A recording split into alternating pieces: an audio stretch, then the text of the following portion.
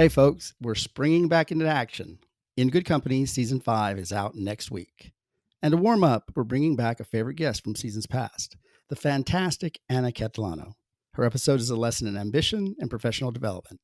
We know you'll love it, so get on board. Let's go. Now that most boards are interested in a diverse pool of people are starting to say, well, how do you make sure it's a meritocracy, right? And my retort to that is, you are assuming it's always been a meritocracy.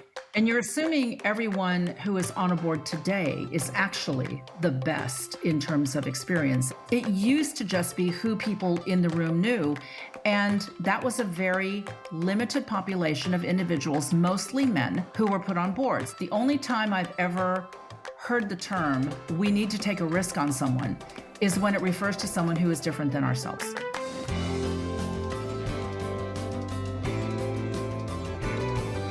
I'm Patrick Pacheco, and you're listening to Season 4 of In Good Companies from Cadence Bank, the podcast where we share our wealth of knowledge to help you navigate the opportunities ahead. Because that's what Cadence is all about, the expertise and flexibility to do business on your terms. We're empowered to help, whether it's through our podcast or any one of our more than 350 locations across the South and Texas. Imagine a boardroom, a fancy one, lots of glass, probably a great view. A long table stretches to the middle, surrounded by sleek office chairs. But who's sitting in those chairs? You'd be forgiven for picturing a bunch of men. In 2023, less than a third of all board members of companies in the S&P 500 are women. But things are changing, fast, and in no small part thanks to our guest. My name is Anna Catalano. I'm a board director based in the U.S. outside of Houston, Texas. Anna has spent the past 2 decades perfecting the art of board governance. Fortune magazine named her one of the most powerful women in international business. And that might be understating it. Very few people in the world know more about boards than Anna. Over 20 years, she has sat on a dozen public boards. And what's more, she has made it her mission to lift up new talent as well. Together, we'll discuss effective governance and why diversity is essential, both in the future and right now. As it turns out, one of the key functions of a board is actually representation. What I tell people is a board represents everyone who can't be in the room. Our primary role is to represent people who have invested in the company, people who have bought stock, people who invest in private companies, people who have invested in companies, and in the nonprofit world, people who have donated to organizations. People who can't be there are represented by a group of experienced business people who understand how business should be run in terms of strategy, in terms of growth and capital allocation, how they spend their money, where they spend their money, do they go into new markets, do they go into new countries, as well as in terms of culture and how an organization should feel to work at. So in addition to people who invest in organizations, we also represent other stakeholders who also can't be in the room. And that includes customers, it includes employees, it includes communities, everyone who has a stake in the existence of that company and the impact that it has on various audiences. Hopefully you've got voices around the table who are experienced enough to contribute to that conversation and can help the CEO and their executive team make those decisions.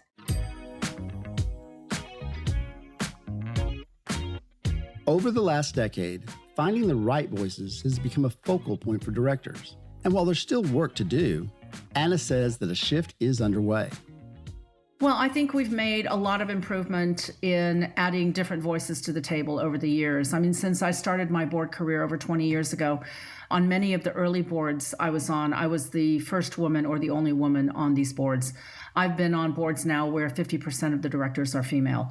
The advantage there is that the more different perspectives you have around the table, the better the conversation and therefore the better the decision can be. It can be pressure tested in a lot of different ways, a lot more ways than if you had people who had very similar backgrounds.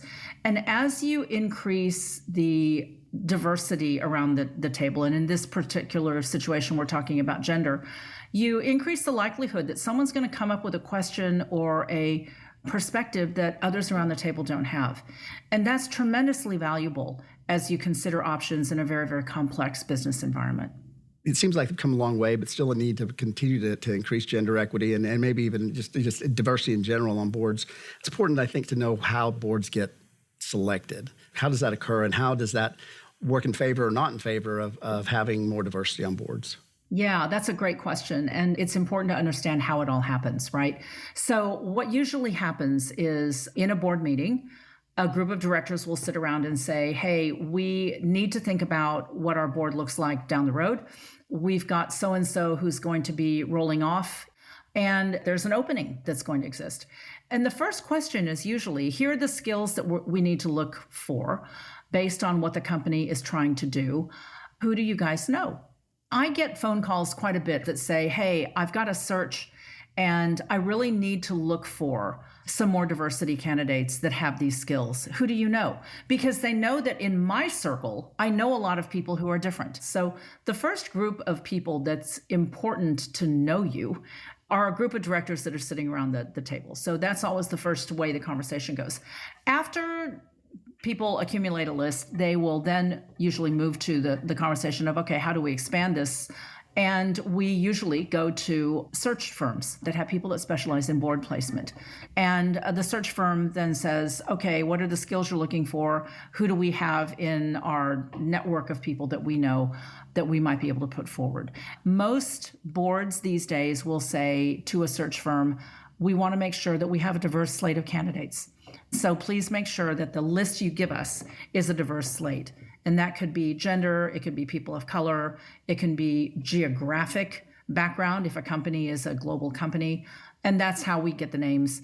20 years ago, recruiters didn't know people that were that much more diverse than people sitting in boardrooms. But now, recruiters have an incredible database of people who are board ready, as we call it. And there are a lot of organizations that they can connect with. Organizations like National Association of Corporate Directors, NACD, Women Corporate Directors, WCD. There are organizations out there that are filled with people who are board-ready individuals who represent diversity. Boards are diversifying across many fronts, gender, race, and age, to name a few. But change isn't always straightforward. All in all, I think most boards are interested in making sure that the room represents a diverse pool of people. So people are starting to say, well, how do you know? Do you need to take a risk? Are you lowering the bar? How do you make sure it's a meritocracy, right? How do you make sure everyone who's on a board is qualified if you're looking for diversity? And my retort to that is, you are assuming it's always been a meritocracy. And you're assuming everyone who is on a board today is actually the best in terms of experience. And I would venture to say that in many cases, that's not the case, because people have chosen people they know. And it used to not go to recruiters. It used to just be who people in the room knew. And that was a very limited population of individuals, mostly men, who were put on boards. And actually, I find it interesting that the only time I've ever heard the term, we need to take a risk on someone, is when it refers to someone who is different than ourselves. By virtue of going to greater diversity on boards, you actually have made it more of a meritocracy. Do you have a number of people who are qualified to sit on boards that haven't been considered that are female and people of color? Absolutely you do. Absolutely you do. I don't worry at all that anyone has had to lower a bar to increase diversity on boards. One thing that stands in the way of board diversity is unconscious bias. That's something Anna has experienced firsthand.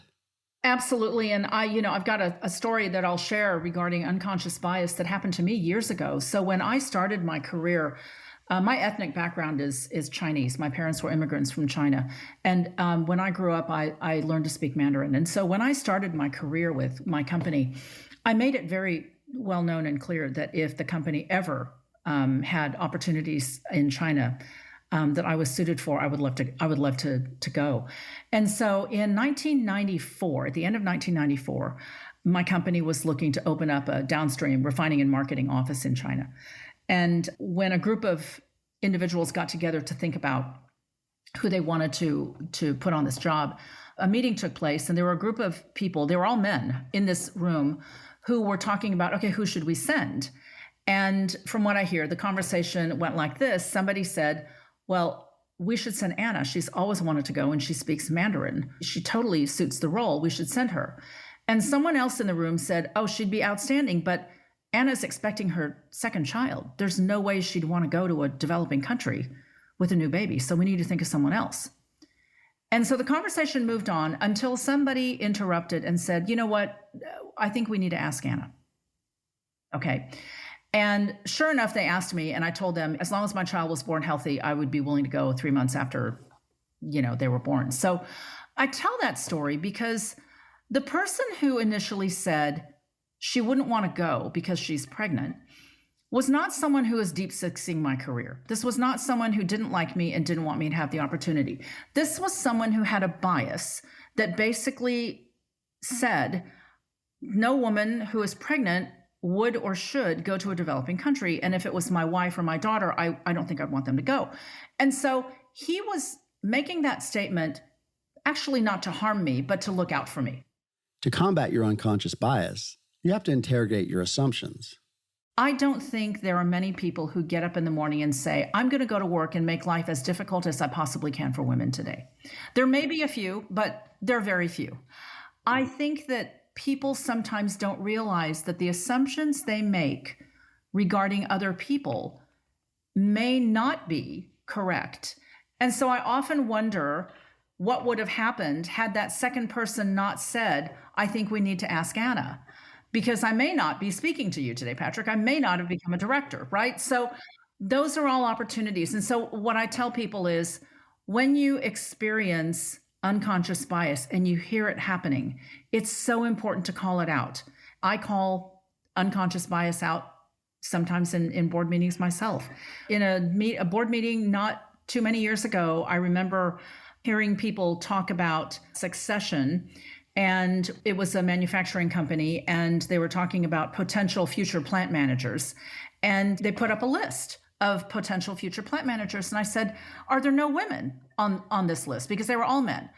And they said, yeah, there is one woman, but she has a family and she probably wouldn't want to work the hourly schedule.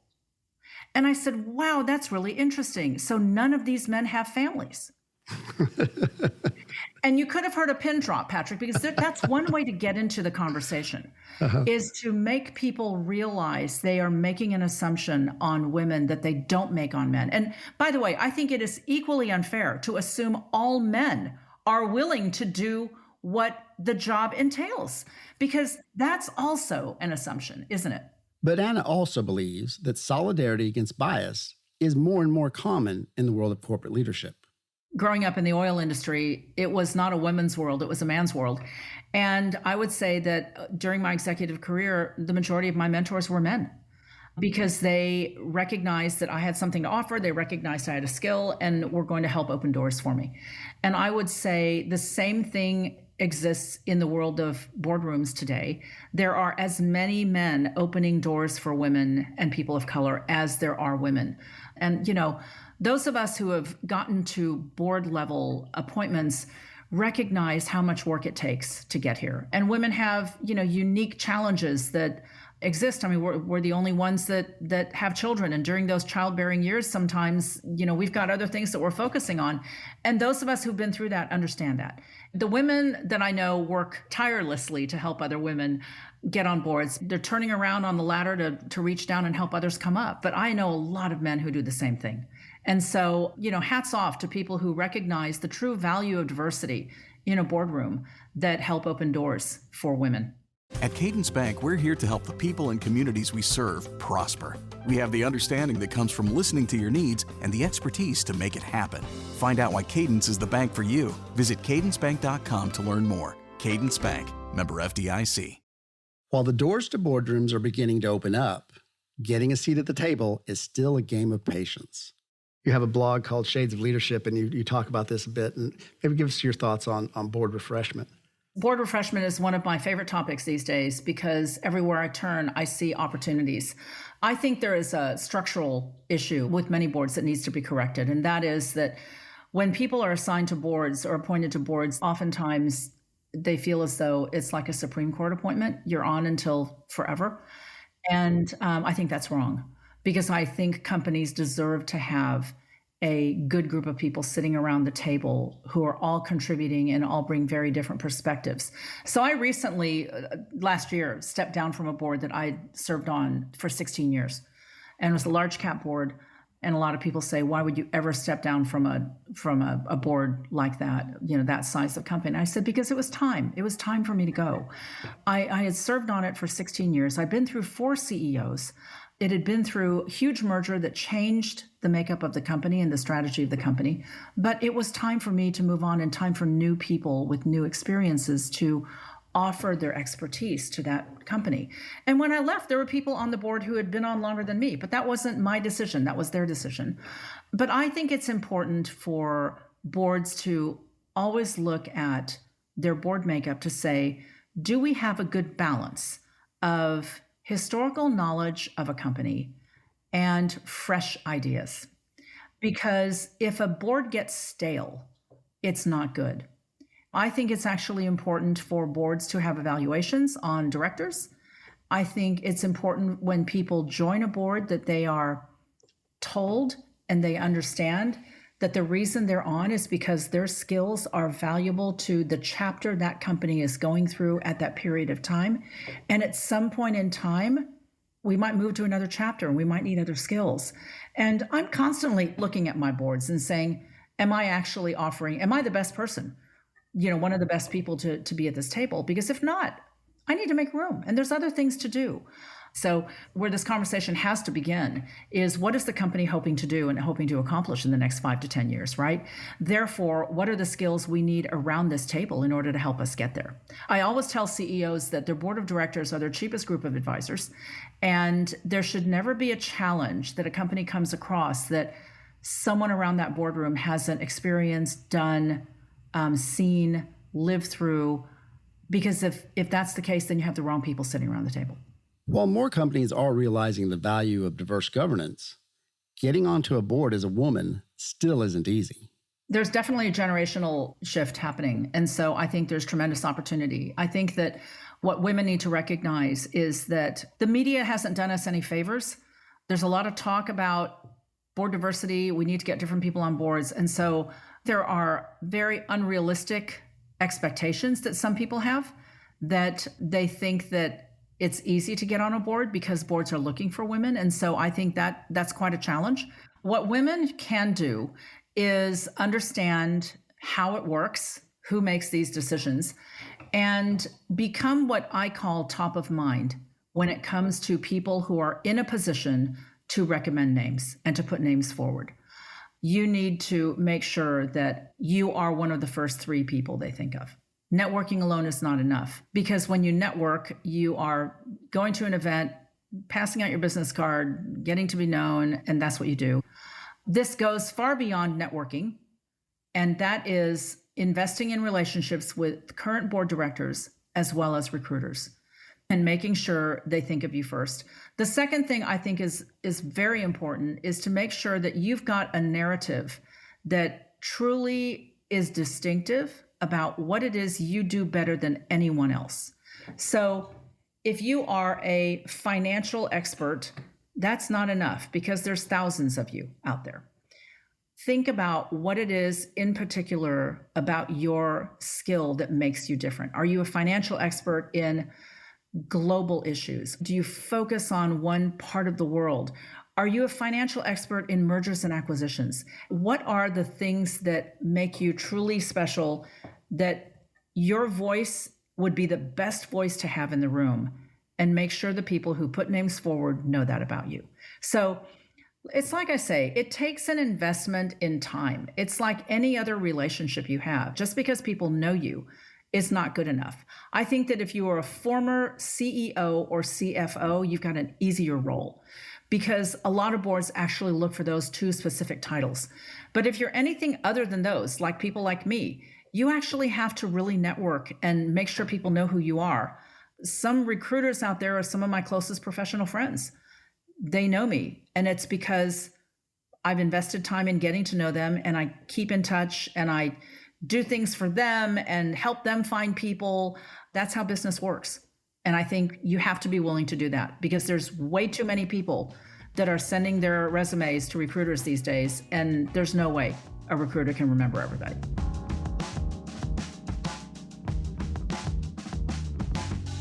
Getting on a board is a career goal that you carve out through time and experience. So if you want to be a director, you've got to educate yourself. That's especially true for women.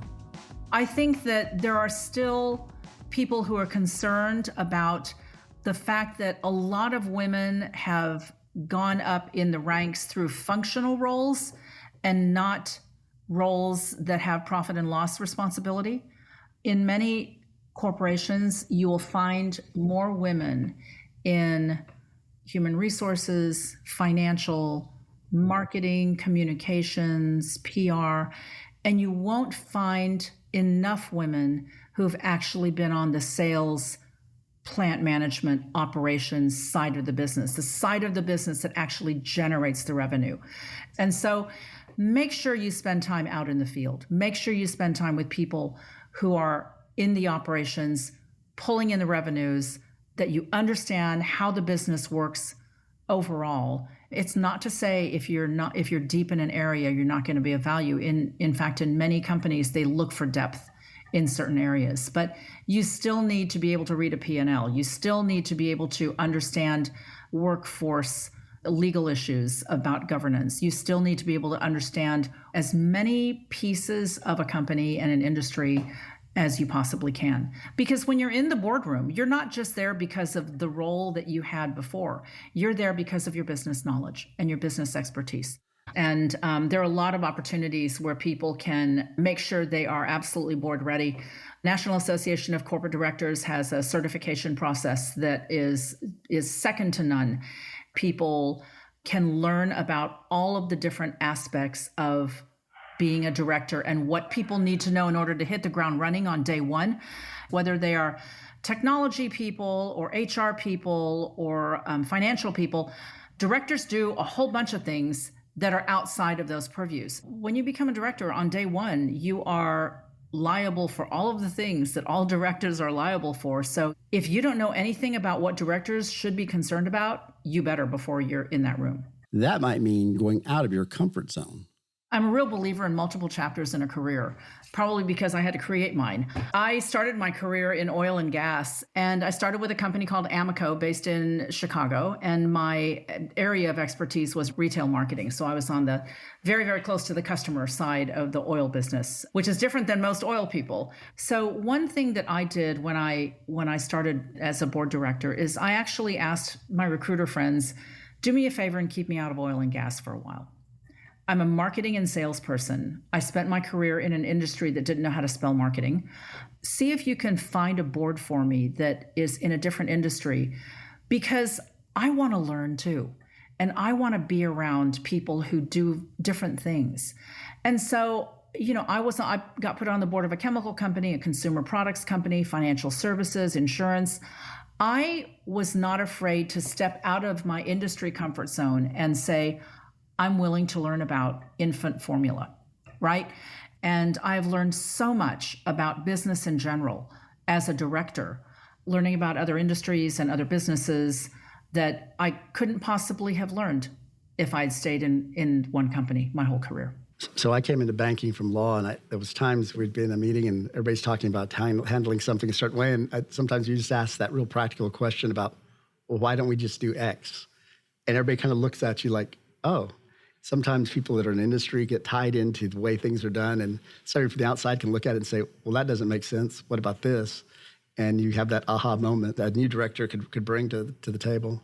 Well, and again, I think therein lies an advantage of diversity, isn't it? How much industry expertise do we need in the boardroom?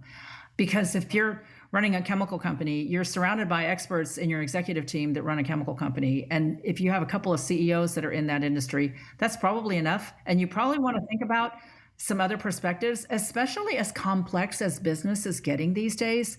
There are so many industries that actually need to look outside of their industry to learn about how things are going to get done.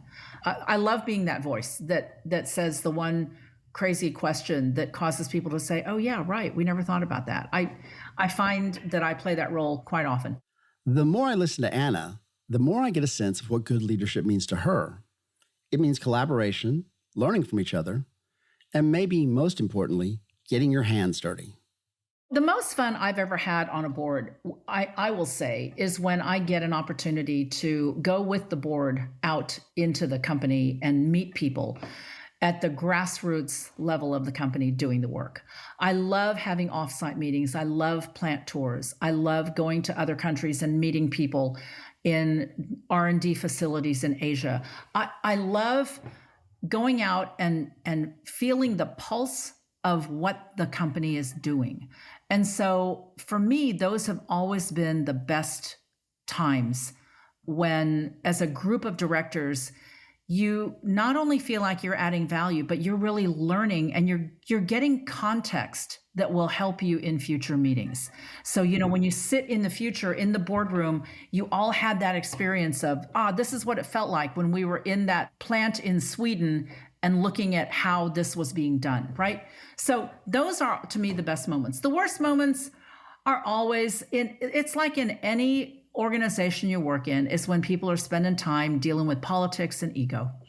And boardrooms are not free from the politics and ego zone, which is why it's really important to choose a board based on whether or not you really like the people. I mean, I have always made it a point, if I am coming into a new board, that I want to meet everyone who's sitting around the table, because I want to know that this is a group of people I can trust, that it's a group of people I can respect, and a group of people who, when crisis happens, and it always does, this is the group that I want in my foxhole.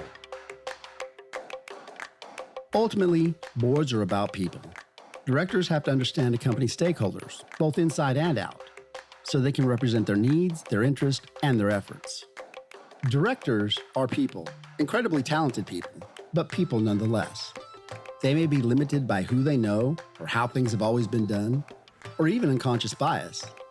So if you're a leader looking to enter the boardroom someday, think long-term, invest in relationships, educate yourself in governance and industry, and don't be afraid to dive right in. If you're a director, open the door for others. A great board is a mosaic of personalities and skills. The more diversity you have in the room, the more fruitful the conversation.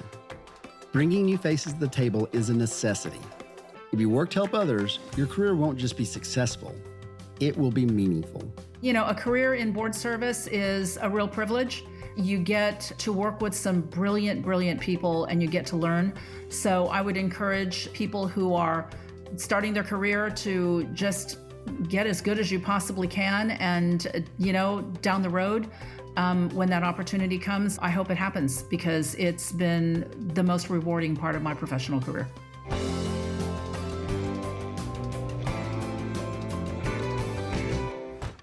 I'd like to thank Anna Catalano for sharing her insights and for opening the door for a new generation of experts and leaders. I know they will rise to the challenge. Do you want to hear more in Good Companies? Of course you do. Rate and review the show so we can bring you more episodes and even bigger guests. It only takes a second, so pause the podcast and do it right now. I'll wait. Still waiting. Haven't got all day here, guys. Let's go. In Good Companies is a podcast from Cadence Bank, member FDIC, equal opportunity lender. Our production team is Sheena Cochran, Edie Pingelli, and Natalie Barron. Our executive producer is Danielle Cornell. This podcast is made in collaboration with the team at Lower Street. Writing and production from Andrew Gannam and Lise Lavati. Sound design and mixing by Ben Crannell. This podcast is provided as a free service to you and is for general informational purposes only. Cadence Bank and its affiliates make no representation or warranties as to the accuracy, completeness, or timeliness of the content in the podcast. The podcast is not intended to provide legal, accounting, or tax advice and should not be relied upon for such purposes. The views and opinions expressed by the host and guests in this podcast are solely their own current opinions regarding the subject matters discussed in the podcast and are based on their own perspectives. Such views, perspectives, and opinions do not reflect those of Cadence Bank or any of its affiliates or the companies in which any guest is or may be affiliated. The production and presentation of this podcast by Cadence Bank does not imply the expression of any opinion on part of Cadence Bank or any of its affiliates.